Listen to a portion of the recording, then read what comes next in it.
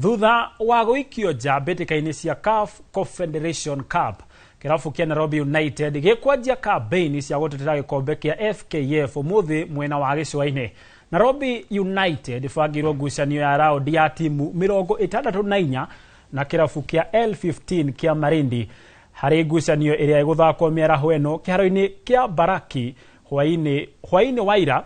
Athaki a Nai Boys torĩa kĩrabu gĩkĩ kinanagio ni managĩire na mweke wa gũkorwo makĩgathũra mĩkiha yao mbere ya gũthaka ngucanio ĩno.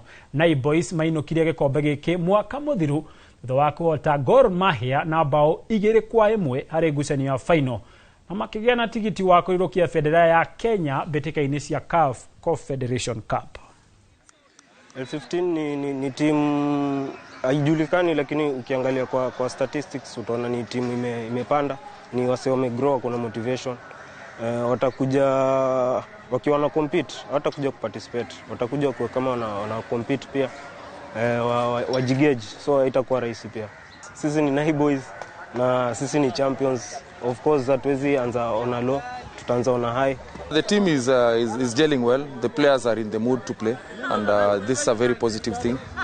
So we will encourage them to keep on with the same spirit, because we know for a team to win, we have to be together, we have to be happy for one another, we have to fight for each other, and this is what we are bringing to the team.